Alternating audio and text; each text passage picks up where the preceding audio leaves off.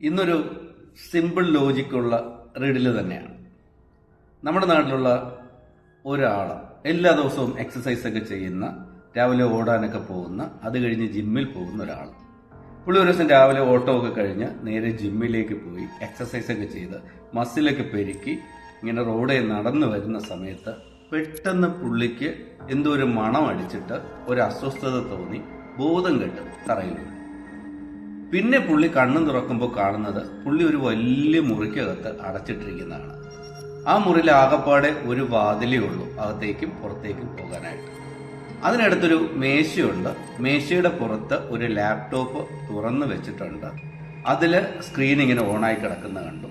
പുള്ളി ഇങ്ങനെ മേശയുടെ അടുത്തേക്ക് ചെന്ന് നോക്കിയപ്പോൾ മേശയുടെ പുറത്ത് ഒരു പേപ്പറുണ്ട്. ആ പേപ്പറിൽ ആ ലാപ്ടോപ്പിന്റെ പാസ്വേഡ് ഉണ്ട്. പിന്നെ ഒരു കാര്യം കൂടി എഴുതിയിട്ടുണ്ട്.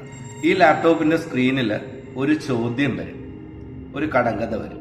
അത് കൃത്യമായി നിങ്ങൾ ഉത്തരം പറയുകയാണെങ്കിൽ ഡോർ തുറക്കും, നിങ്ങൾക്ക് പുറത്തു പോകാം.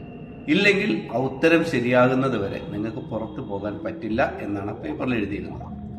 പുള്ളി നേരെ ലാപ്ടോപ്പിന്റെ അടുത്ത് പോയി കീബോർഡിൽ തൊട്ടു, സ്ക്രീന് തെളിഞ്ഞു. പുള്ളി ഇതിൽ കൊണ്ടായിരുന്ന പാസ്വേഡ് അടിച്ചു, അകത്തേക്ക് കയറി. അപ്പോൾ അവിടെ ഒരു ക്വസ്റ്റ്യൻ തെളിഞ്ഞ് കിടപ്പുണ്ട്. ഇത് ഒരു ആളിൽ നിന്ന് 2 പേരെ സൃഷ്ടിക്കുന്നു. എന്താണത്? അതായിരുന്നു ക്വസ്റ്റ്യൻ. ക്വസ്റ്റ്യൻ ഒന്നും കൂടെ പറയാം. ഇത് ഒരാളിൽ നിന്ന് 2 പേരെ സൃഷ്ടിക്കുന്നു. എന്താണത് എന്നുള്ളതാണ് ചോദ്യം. പുള്ളി അപ്പം തന്നെ അതിന്റെ ഉത്തരം ആ കീബോർഡിൽ ടൈപ്പ് ചെയ്തു, സ്ക്രീനിൽ തെളിഞ്ഞു, ഡോർ ഓട്ടോമാറ്റിക്കായിട്ട് തുറന്ന് പുള്ളി പുറത്തേക്ക് പോയി. ചോദ്യം ഇതാണ്: ഈ ഒരാളിൽ നിന്ന് 2 പേര്, ഇത് ഒരാളിൽ നിന്ന് 2 പേരെ സൃഷ്ടിക്കുന്നു. എന്താണത് എന്നുള്ള ചോദ്യത്തിന്റെ ഉത്തരം എന്താണ് എന്നുള്ളതാണ് നമ്മുടെ ഇന്നത്തെ റീഡിംഗ്. അറിയാവുന്നവർ ആ നേരെ പോയി കമന്റ് ചെയ്യുക. അല്ലാത്തവർക്ക് വേണ്ടിയും കമന്റ് ചെയ്ത് കഴിഞ്ഞവർക്ക് വേണ്ടിയിട്ടുള്ള മറുപടിയാണ്. ഉത്തരം എന്ന് പറയുന്നത് കണ്ണാടിയാണ്.